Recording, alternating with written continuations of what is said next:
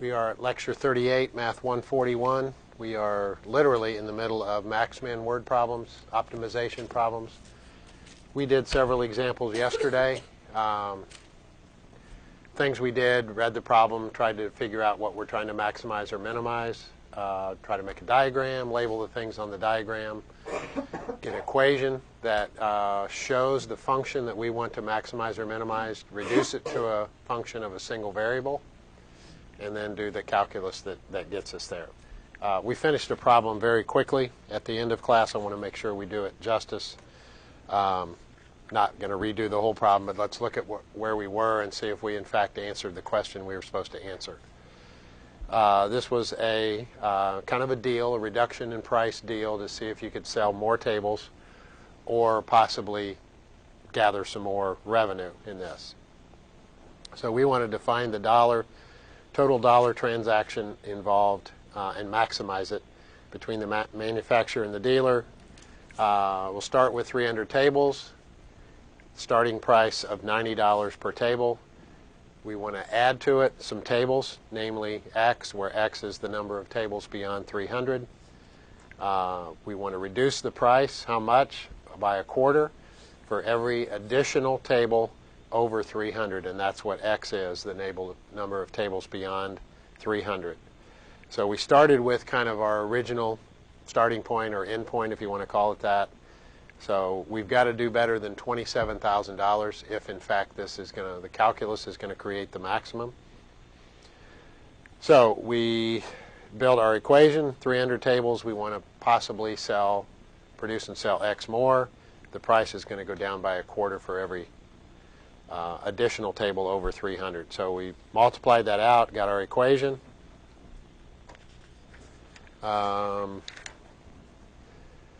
Took the derivative of the equation. Really, once you get to that point, the derivative in a lot of problems is not going to be that difficult part. It's getting there that's the difficult part. So X was 30. That's the number of additional tables. So how many total tables? 330. What would be the price per table? Well, we're losing a quarter per table for each of the 30 over 300 that we are trying to incorporate in this particular deal. So that makes the price $82.50. We hurriedly wrote this at the end of class. So that would mean 330 tables sold to generate the maximum revenue at $82.50, $27,225, which is certainly more than the end point or starting point of $27,000. So it seems like the calculus is going to give us what we want. If we had a picture of this, and this is the revenue, so we're starting at 27,000. We go out here to 30, where X is the kind of the additional number. And for this particular graph, even though we're starting at a pretty high value, we actually get a little bit higher than that when X is 30. So did we answer the question? Find the dollar total involved in the largest possible transaction. I think we have it, right? $27,225. So I think we had the work done. We just hadn't checked to make sure we answered the question properly, but I think we had. All right, let's keep going. I've got some examples today, plenty of examples, and if we run out of examples, it looks like we've got a couple of L'Hopital's rule questions we can go back and pick up that were web-assigned questions. I think our first example was a fenced-in area along a river, and we had a fixed area that we wanted to enclose, and we tried to, minimize the fence, right? Here's one that's similar. This time, we want to maximize the area. So very similar problems, but different things we know and different things we want to find out. This is actually from another math, from another calculus text. A rancher wants to enclose 2 rectangular areas near a river, one for sheep and one for cattle. There are 240 yards of fencing available.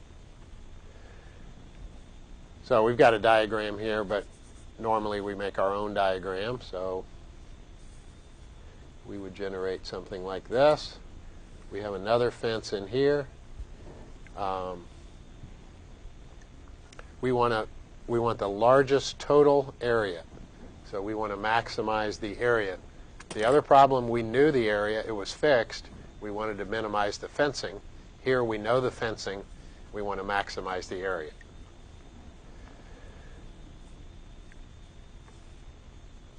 So there's our diagram.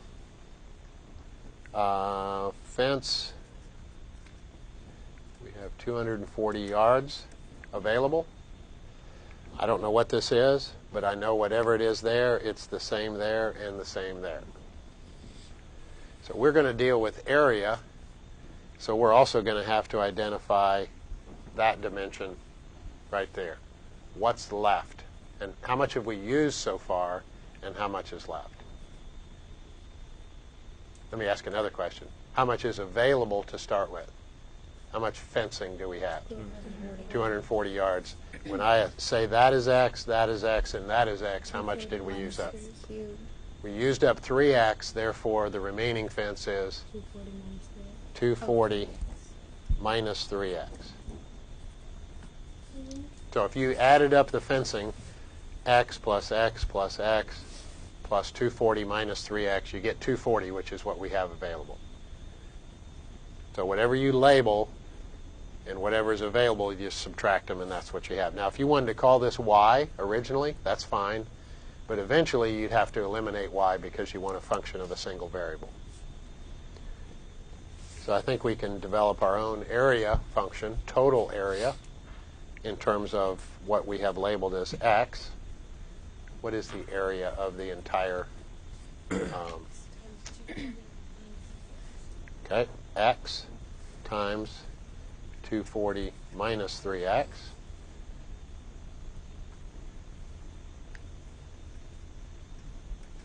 So 240X minus 3X squared. Are we going to be able to maximize this area function? How do you know that? It's a parabola, and that parabola opens down. Okay, that negative 3 in front of the x squared. All parabolas that open down have a maximum value. How do we go about it? Take the derivative. Okay, derivative. So derivative of 240x is 240. Derivative of minus 3x squared is 6x. Minus 6x. Set the derivative equal to 0. So 240 equals 6x. Once again, when we get to this point of the problem, it's been pretty easy thus far. The hard part is getting to this. So x is equal to 40. We don't know if that's a max or a min, one or the other. So if x is 40,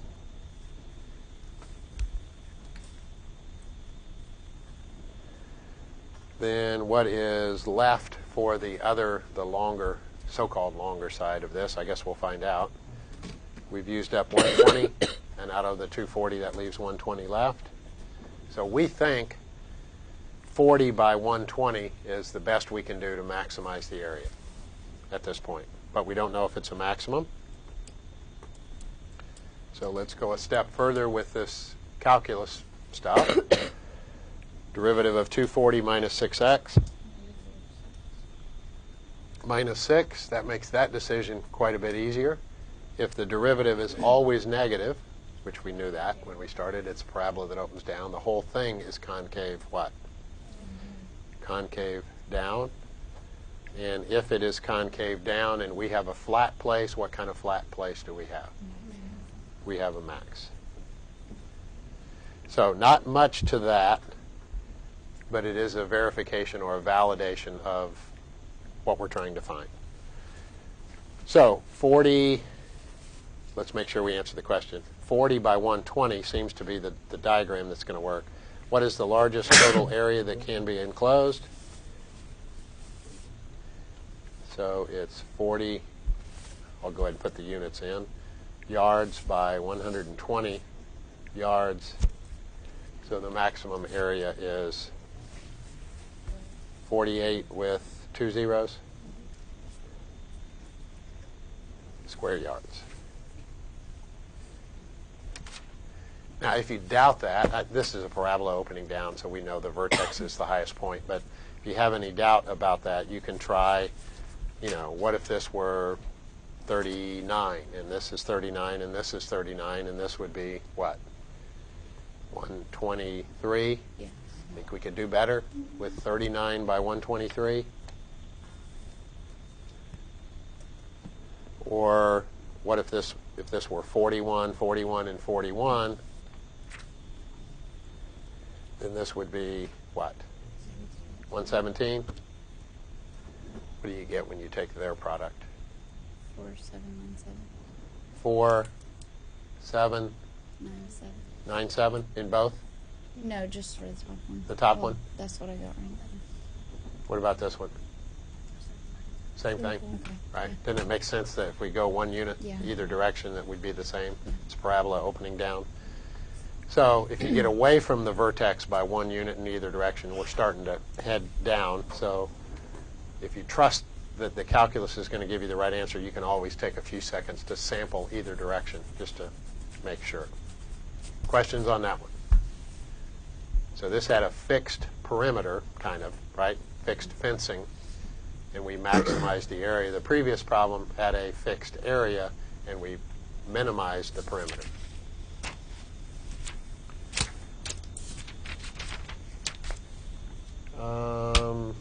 This is kind of interesting. So I got this, actually, I don't know where I got this one. This has been on a test before in another calculus class that I've taught. A net enclosure for golf practice is open at one end, so this end is open.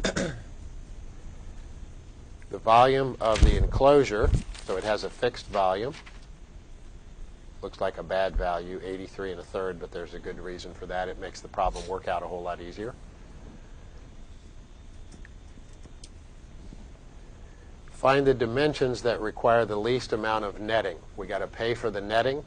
We want to minimize that cost, but we want a reasonably shaped golf practice area. So least amount of netting, so we want the least surface area. So from our diagram, what is the, I'll just call it A for area, what is the surface area of this diagram? It's already labeled this, by the way, as a square. And then the other dimension we don't know. So what is this side and the top and the other side? What are they? Are they all the same? Mm-hmm. They're all, what, X by Y? Mm-hmm. So we've got 3 of those that are X by Y. Those are the sides, the 2 sides in the top. They're the same. And then what's the back of the X hitting squared. area? X squared. Or 2. And then there isn't anything here. It's open. That's so you can get in there and line your ball up there and hit in the other direction, right? In the practice area. What's wrong with this equation? It's got a Y.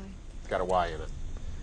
So there's got to be something given to us. There's not a whole lot given to us in this problem, except that it has a fixed volume. So apparently that's going to give us a interrelationship of X and Y. This is a rectangular solid, right? Even though it's not a solid, we know it just encloses air, but it still encloses a fixed amount of air, 83 1/3 cubic yards. What is the volume of something shaped like this? X squared times Y. Good. X squared, area of the base. If you want to call that the base. If that's the base, then the perpendicular distance in the other direction is the height. Or if you want to call the bottom of this X by Y, the base, the height is what? X. So in either case, you're going to get X squared Y. So we know in this problem, question, Chandler. Oh, never mind. Okay. It's cleared up. Okay. So there's our equation that is kind of interrelating the 2 variables and allows us to get rid of Y by solving for Y and using that equation to solve for Y. What is Y equal to? Over X squared, right? I know what you meant. So we will take that value, plug it in for y, and the reason is that we can't have a function of x and y. We've got to have a function of a single variable, one or the other, x or y. So since we only have one y value, let's see what that looks like. So 3x times, here's y.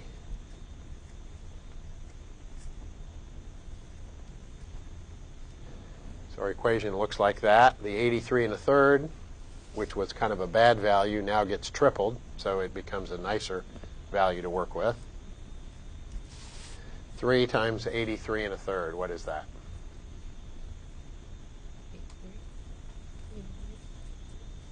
250? So that takes care of the 3 and the 83 1/3. We've got x divided by x squared, which is what? Leaving an x down here. All right, so we've got our area, surface area function, which is the netting, which we have to pay for the netting. So we want to minimize that. There it is, area in terms of x. What's the next step? Take the derivative. Derivative. I'm going to go ahead and call it a prime of x. So you can just call it a prime. That works. Derivative of 250 over x.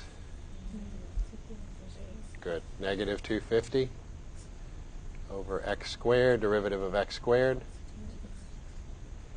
We want to set that equal to 0. I guess we also have the possibility of the derivative being undefined here. Probably should at least address it.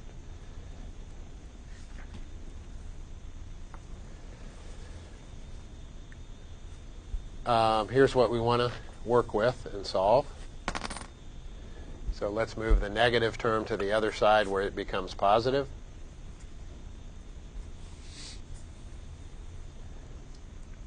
We can multiply both sides by x squared or kind of create our own proportion and cross multiply.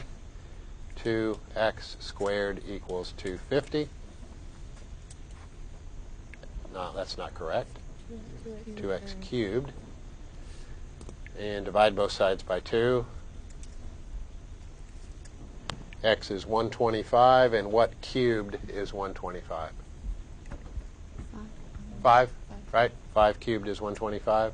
What's the unit? Yards, right? If it's feet, it's not a very practical golf practice area because we would not be able to swing the club in there, but it is yards, so that seems to work. So the back of this enclosure at this point in time seems to be 5 yards, which is 15 feet by 15 feet, so that seems reasonable enough. It's a realistic answer. Not that all answers are realistic, but it seems to be. How about this derivative being undefined? A lot of problems, we don't even have that option because it was a polynomial. Polynomials don't ever have a place where the derivative is undefined. Here's our derivative. Yeah.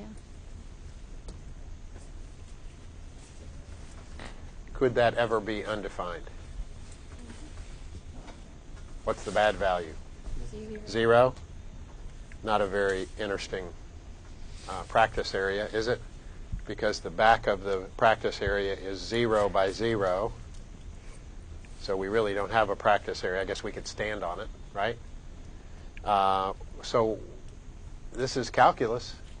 It gives us a max or min. Apparently, since it's not a max, it's a what? This is a min. So we're not going to get... That would minimize the netting, which is absurd because then it doesn't have any volume, and we know this has got to have a fixed volume. So it's really kind of just a ridiculous value. But it's certainly not going to maximize anything. So let's find the second derivative. Make sure that we, in fact, do create a minimum. That's not even a min because this is going to generate the min, right? Minimum surface area. That's just a ridiculous value. That's minimum volume, isn't it? Well, the volume is fixed at 83 1/3. So if x is equal to 0, It'd be infinitely long. there's no way, right? Even with an infinitely long length, to the thing, we're not going to get a volume of 83 1/3. So probably a misnomer there. It's not a minimum. It's just a ridiculous value for the constraints in the problem. All right, here's the derivative. Negative 250 over x squared plus 2x. Let's find the second derivative. Negative 500 over X cubed. x cubed plus 2. If we want this to be a min, which I guess I should put a question mark there, we want the second derivative at 5 to be what? Positive. Y plus 500 over a positive cubed is positive. If you add 2, it's still positive. So it is positive. Therefore, it's concave up. Therefore, we have a min. So it does create the minimum surface area. Let's make sure we answer the question. Find the dimensions that require the least amount of netting. What are the dimensions? This is 5. This is 5. So the square at the back is 5 by 5, 5 yards by 5 yards. And what is y? There's what y is equal to. Divided by x squared. Well, x is 5, so that's divided by 25. So nice clean value there of what? 83 1/3 divided by 25.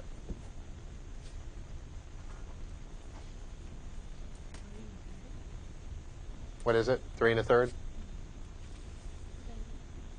3 1/3?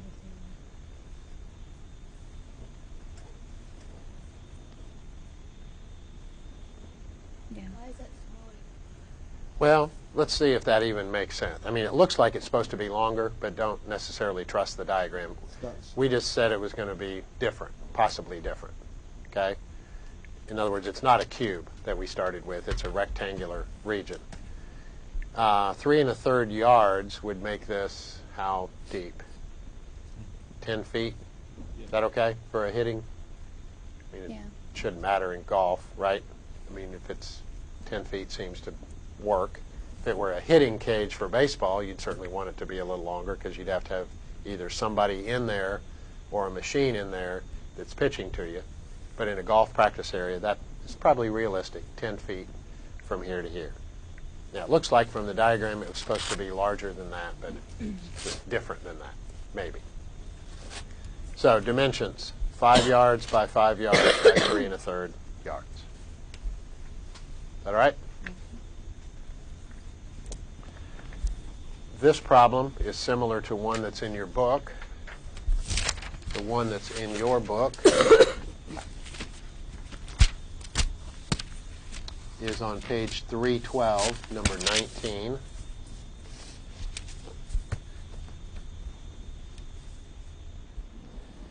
The only thing that's different in this problem, and I've used this problem from another book because it has a nice diagram, nice picture. A Norman window is a rectangle with a semicircle on top. How do they say it in the book? Has the shape of a rectangle surmounted by a semicircle. Okay? So this is surmounted in this diagram with a semicircle on top. Suppose that the perimeter of the particular Norman window is to be 24 feet. So the distance all the way around this shape is 24 feet. That's fixed.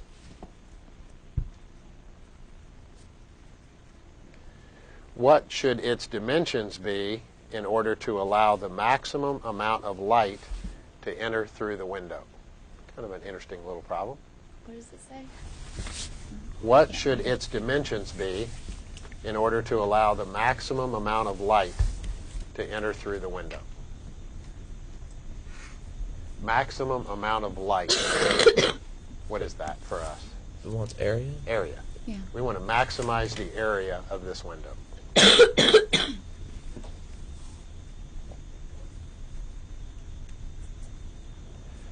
So we need to come up with a function of a single variable that somehow gets to the area of this window, and we'll probably have to use the fact that the perimeter is 24 feet. This is a little harder work than we've done so far today. So we've got to work at this.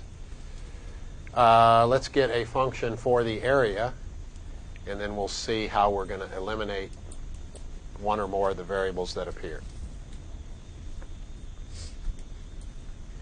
So I won't call it an area function of x or y or x and y, but initially it's probably going to have x and y in it.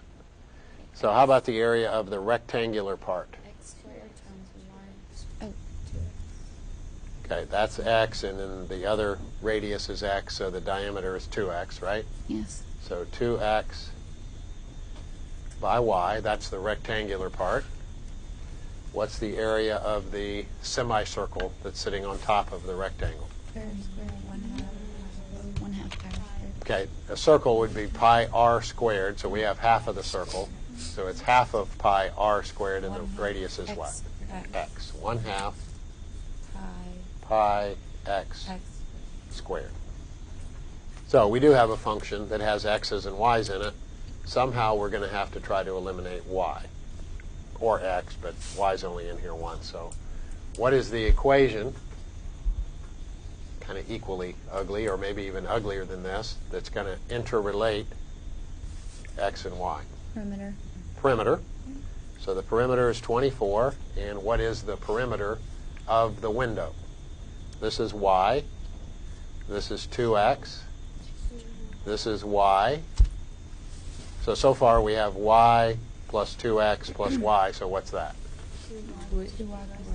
2y plus 2x. Now we've got to work our way around this semicircle. What is its perimeter? We normally don't call it perimeter, it's circumference. 1/2 2 pi x. Oh. Right, there you go. It's half of the circumference.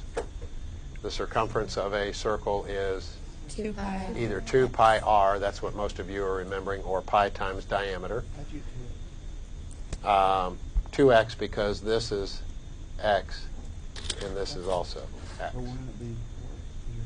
Well, we don't have two of them because this is not around the outside of the window. So we're just going around the outside. Y plus 2x plus y, and then we add in this half circumference.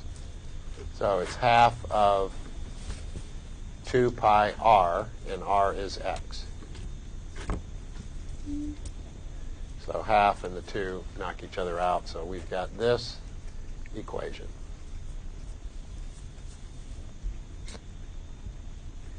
Now we could combine the terms that have x in them. I don't know that a whole lot's gained by that. What do we want to do? With that fixed equation, we want to solve for y because we need to eliminate y in this equation. 24 minus 2 pi x squared. 24 minus 2x minus pi x. That's 2y. Divide everything by 2.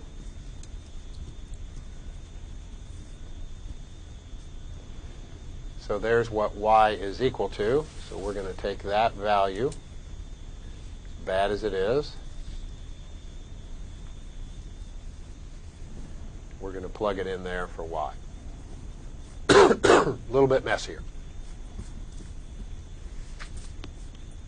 So I'm going to copy this equation, leave out the y, and put in this equation that solves for y from the fixed perimeter. So area, now it's an area function in terms of x only. 2x times y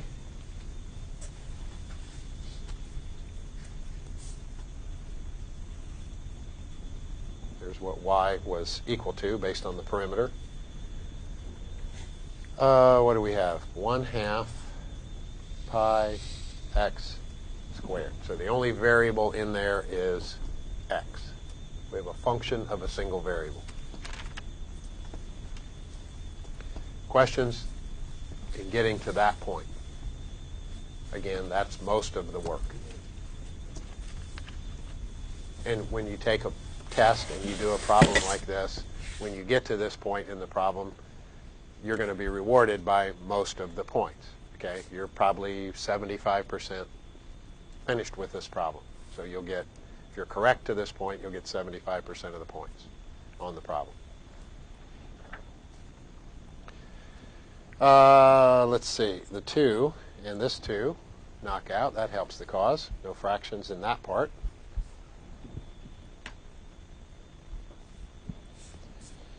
And if we distribute that x, so we're going to have 24x minus 2x squared minus pi x squared plus 1/2 pi x squared. We could put all the x squared terms together. I don't know that a whole lot's going to be gained by that because... It'll be easier to take derivative. Right. But I think it's just as easy here. So let's take the derivative of these, set it equal to 0, and see what we have. Derivative of 24x minus 2x squared minus pi x squared 2 pi x, right? And 1/2 pi x squared. Derivative of x squared is 2x, right? So the half and the 2 knock out.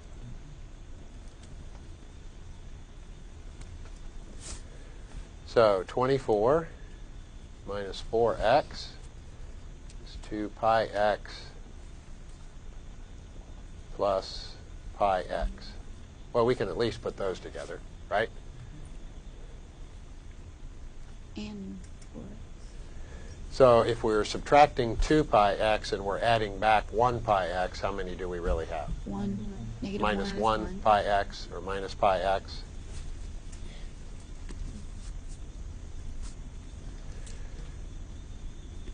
So we want to take that derivative, which we're done. I think we're fairly simple there. And we want to set it equal to 0.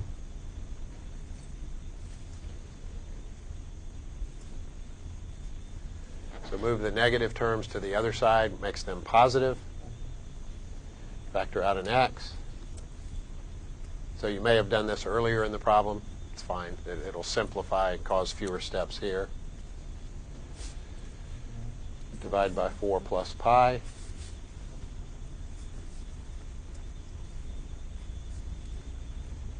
So x is equal to exactly that. We probably want to get an approximation of that.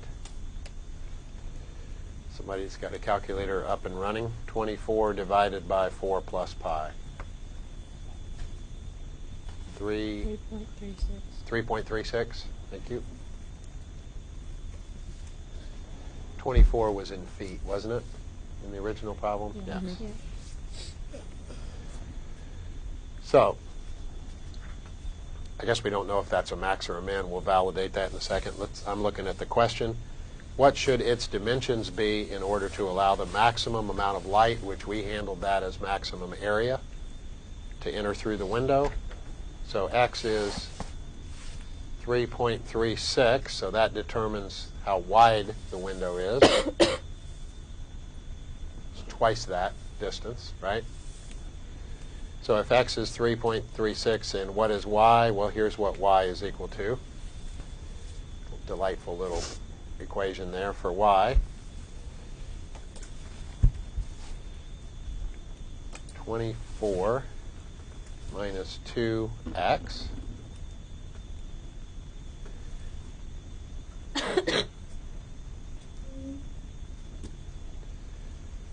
minus pi x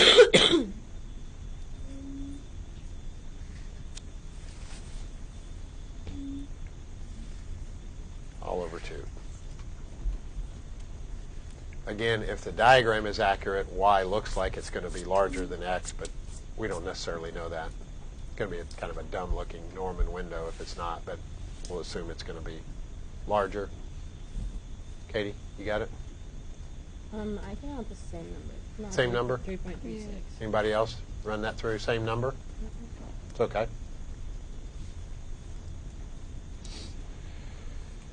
So it's going to, that rectangular window, which it is still rectangular, actually it's not, right? That's y. So from the diagram, if this is 3.36, across the bottom it's really twice that, right? I was going to say it's a square, but it's really not. Okay, we don't know if that's giving us maximum area or minimum area, so let's go back and finish that part of the problem. So there are approximations for x and y. Where was our derivative? Right here. There's our first derivative. Let's take the derivative of that. Derivative of 24 is 0. Derivative of negative 4x is negative 4. Derivative of negative pi x is negative pi. Second derivative is negative. Therefore, what? Concave down. And if it's concave down in that locality, then we're dealing with a max. So we tried to maximize area, which we think will maximize the light that comes through it. So I had to work at that one a little harder because of the area of a semicircle and the perimeter of the window itself, in essence, the perimeter of the half circle.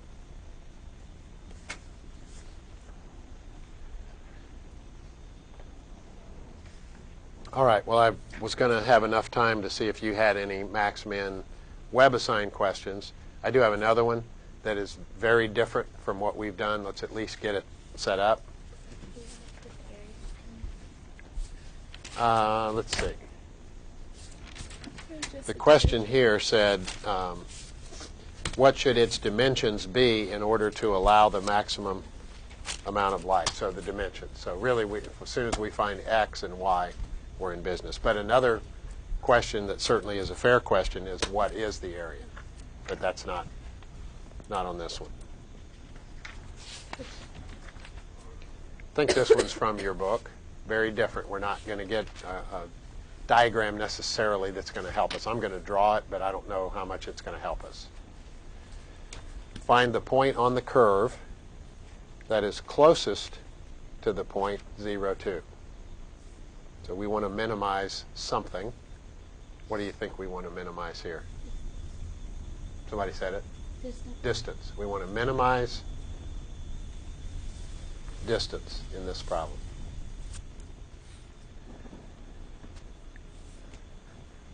I don't know that the diagram is going to help us that much, but let's get a picture of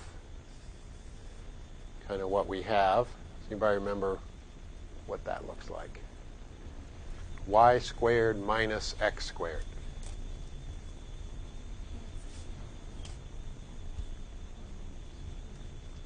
We did that in the appendix when we were looking at conic sections, parabolas. Not a parabola, right? How do you know it's not a parabola? It's got x squared and y squared. So it would have one or the other linear, the other quadratic if it's a parabola. It's not a circle because that'd be plus, right? But really, let's go back a step from circles. They're really ellipses. So if this were plus, this would be an ellipse. It's minus, therefore, it's a hyperbola. Okay? And I can just read the excitement on your faces. We've got a hyperbola. I can see it. Somebody tell me something about this hyperbola because the y squared term is positive.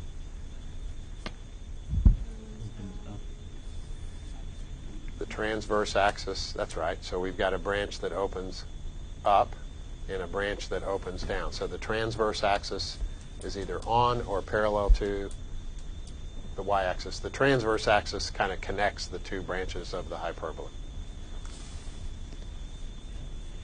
I can read faces pretty well now, and that was like, okay, whatever you say. I can read that face. And the fact that we've got this equal to 1, we could convert this to y squared over 1 minus x squared over 1 equals 1, right? So we could go up 1 unit.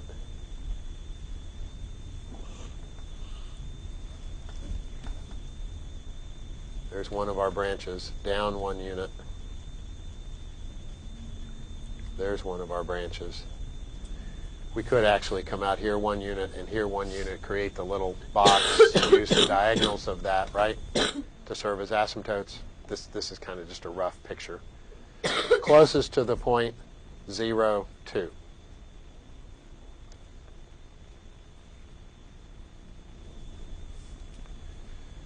So it might actually be this point right here, right? That'd be easy. If that's the closest point, what is the minimum distance? 1 unit, right? So that's kind of a starting point or an end point to the problem. We're actually now searching for one that's closer than that. So maybe there's a point over here such that the distance is smaller than 1. Let's see. Do we know anything about that point? Well, it's of the form xy, and we do know how the x and y are related because it's on the hyperbola. So it is a point on the hyperbola. Somebody tell me what to write down. What's the next step? Well, we don't have anything to take the derivative of yet. We want the distance formula, right? We want to create the distance between 0, 2, that's the point that's handed to us, and then some random point, some arbitrary point on the hyperbola. So we want distance from 0, 2 to any point. We think it's going to be somewhere over here, or it might be somewhere over here. Probably not down here, right? Further than 1 unit away. So the distance from 0, 2 to xy, what is that? Difference of the x's? Yeah, plus square plus the distance to the y. Okay, y minus 2. There's our, I'll just call it capital D. There's our distance. That's a little bizarre.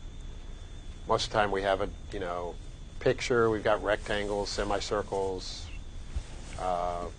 rectangular solid. We've got something to work with that's a little more concise than this. We want to minimize the distance. Let's come up with a distance formula. Find x or y in terms of the other one. Yep. How did you know that was the distance formula? Just difference of the x's squared minus difference of the y squared is distance. And you take the square root of it. Why? Because the distance formula, good question, okay? If that's something that is a little rusty, which I think it was a little rusty for you, Right. it's probably all that scuba diving. So we have a point here and a point here, and what we want is the distance between them. But you can find this point here, which is the intersection of the vertical and horizontal. So the distance, once you kind of do that, establish the coordinates of this point, which would be what, by the way? x2, y1. So this distance is the difference of the x's. This distance is the difference of the y's. So d squared is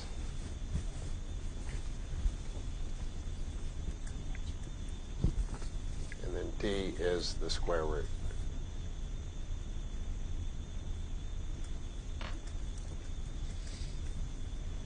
So you've got to remember that you don't ascend any faster than your bubbles, right? When you're coming up from a long dive. See, I'm a certified diver too, but it's been a long time since I've had a dive. All right, here we are. So that's D.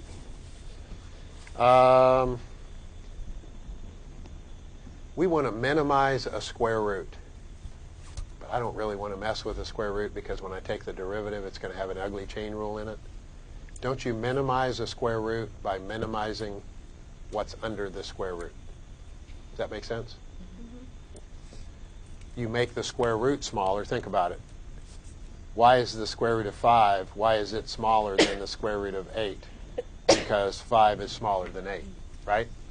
So you minimize the square root by minimizing what's under the square root. So I don't want to call it D. Let's call it something else. We'll just give it another name because it's not the distance anymore. It's just a function that's underneath the radical. So let's call it, I don't know, q. So we take what's under the radical and we want to minimize that. Still, we've got a problem because we've got x's and y's. I don't know. Any recommendations? Solve the equation for the X. Remember, x, y was a point on the hyperbola. So here is the equation of the hyperbola. Which one do you want to get rid of? X squared. Seems like it might be a little easier to kind of get rid of. And what is x squared equal to? From the equation of the hyperbola. y squared minus 1. Y squared minus 1. Does that work?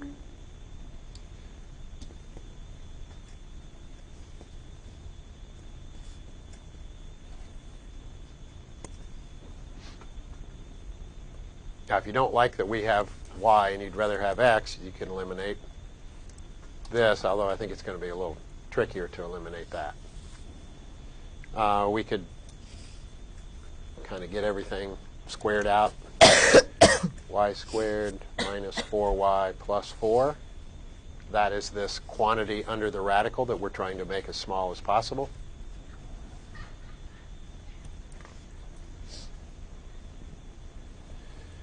So what do we have?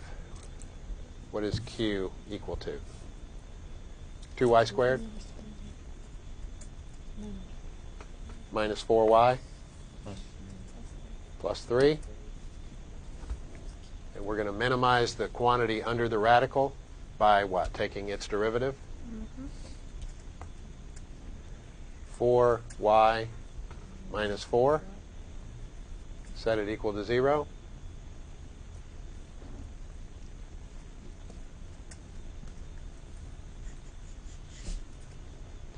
So it looks like y is 1.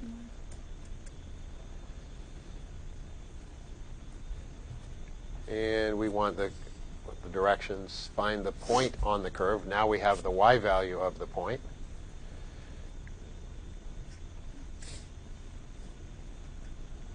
So if y is 1, what does x squared have to be? 0, right?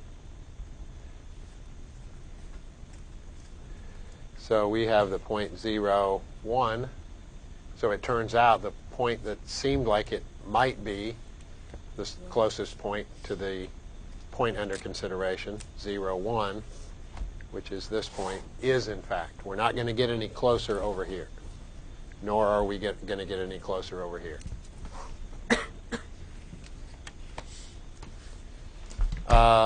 We wanted this to be a minimum, right? So we would want q double prime to be, what is q double prime?